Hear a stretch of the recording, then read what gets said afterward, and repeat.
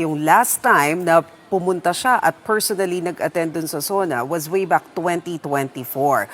So, nagkaroon nga ng panayam kay Vice President Sara Duterte habang naroroon siya sa The Hague kasi turn niya na ngayon na bumisita sa kanyang tatay. Alam natin na may agreement sila among families na magte-take turn sa pagpunta sa The Hague. So, in-interview siya doon ng kanyang mga supporters. Doon niya sinabi na hindi niya pinanood ang SONA ni PBBM. Wala rin daw siyang planong basahin kung ano man yung nilalaman ng script dahil hindi naman siya naniniwala na may mangyayari pa dito sa flood control project anomalies na ginawang laman ng SONA ni PBBM simula pa noong 2025 o noong last year. Ang sabi ni Vice President Sara Duterte, hindi siya naniniwala na kahit na binanggit pa ni PBBM ang kanyang pinsan doon sa kanyang SONA, may mangyayari dito. Ilang beses na rin naman daw kasing sinabi ng Malacanang na susolusyonan itong problema sa anomalya sa flood control pero wala rin naman daw nangyari. Narito yung bahagi ng panayam ni Vice President Sara Duterte sa The Hague.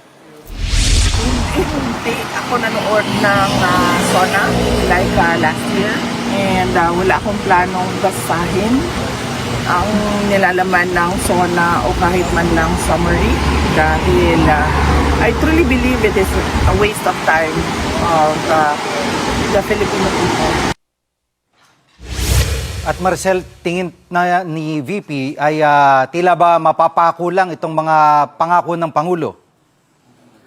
Well, yan ang sinabi niya dun sa pahayag niya sa The Hague, Gigi. Kasi ang pinaghuhugutan naman dito ni Vice President Sara Duterte, base sa kanyang kwento, noon daw kumandidato siya bilang katandem ni Pangulong Bongbong Marcos noong 2022 presidential elections. May dalawang bagay daw siya na hiniling kay PBBM. Hindi niya sinabi kung ano yung isa, pero yung isang sinabi niya may kinalaman sa personal issues para maalagaan niya yung kanyang mga anak dahil nanay din naman siya. Hindi lang naman siya vice president. Hindi daw yun natupad. Pero set aside daw yung personal issues. Balikan daw yung 20 pesos na bigas. Ano na raw bang nangyari doon?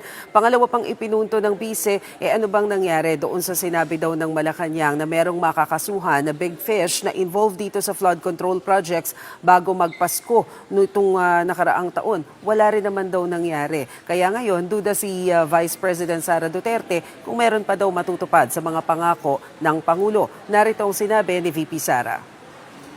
So wag niyo na i-expect na makulong yung dating speaker o mga members ng House of Representatives. Doon tayo sa 20 ang bigas. Tinupad ba hindi? May makukulong before Christmas. Tinupad ba hindi? Wala. So bakit pa kayo naniniwala at nanonood ng SONA? At Maricel, ano naging reaksyon ng mga mambabatas at mga membro ng gabinete sa SONA ng Pangulo? Well, magkakaiba sila as expected ng ratings o ng grade na ibinigay kay Pangulong Bongbong Marcos. Simulan natin sa kapatid ni Pangulong Marcos, kay Senadora Amy. Siyempre, sinabi niya, budo lamang tong mga sinasabi ng kanyang kapatid doon sa kanyang SONA. Wala din naman daw nangyayari doon sa mga involved sa corruption. Kahit pa sinabi niya noong 2025 SONA na mahiya naman kayo. Pero siyempre, para naman kay Senadora Risa Ontiveros, 7 out of 10 ang grade niya dito kay Pangulong Marcos pagdating doon sa kanyang SONA. Meron lang siyang hinahanap na mas malinaw at mas konkretong direksyon daw sana na tatahakin ng Pilipinas sa nalalabing termino ng Pangulo. Pakinggan natin yung sinabi ni Senadora Risa Ontiveros. Pwede sanang mas bold pa saang mga direksyon gusto niyang tawagin ang mamamayan na tumahak tayo para itong krisis ma-convert natin na isang oportunidad. Para naman kay Senador Zubiri, 9 out of 10 ang grado niya kay PBBM. Ang pinakanagustuhan niya na ipinunto ng Pangulo rito ay tungkol doon sa paniningil ng kuryente o yung systems loss na sinisingil doon sa mga customers. Dahil matatandaan natin doon sa SONA ng Pangulo, binigyang diin niya na hindi dapat ipinapasa sa consumer itong systems loss dahil hindi naman kasalanan ng mga consumer para singilin pa sa kanila yung dagdag bayad na ito. Narito yung sinabi ni Senator Zubiri. Opening 5 minutes pa lang, tumpak na. Ang gusto kong mapakinggan na magkakaroon talaga ng big fish na makakasama dito sa mga kaso dito sa flood control. So overall, it was a good speech. We just have to follow through. Para naman kay Congressman Toby Chanco, medyo kulang pa yung sinabi ni Pangulong Marcos sa kanyang SONA. Gusto niya sana mas madiin pa yung mga involved dito sa flood control.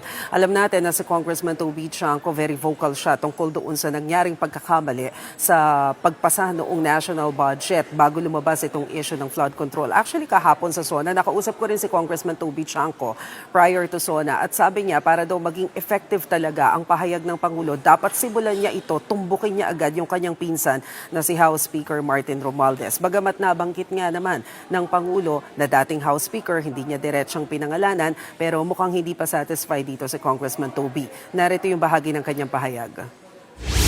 For me, it's accountability above anything else. Kaya doon, sa part na yun, nakulang. So they should have come out stronger. Saka talagang sinabi na kahit insan ko yan, dapat panagutan niya kung ano yung nararapat sa kanya. Para naman kay Executive Secretary Ralph Recto, tamang timpla lang. Itong inilatag na SONA ng Pangulong Marcos, nag-uulat, nanggugulat, pangkaraniwan daw yan para sa SONA. Pero syempre marami pa sanang inaasahan si ES Recto na maisasama pa dito sa SONA dahil napakarami naman daw na nangyari sa administrasyon ng Pangulo. Pero hindi naman kasi pwedeng isama lahat doon sa ikalimang SONA ni PBBM dahil ayaw din nilang maging telenovela ito.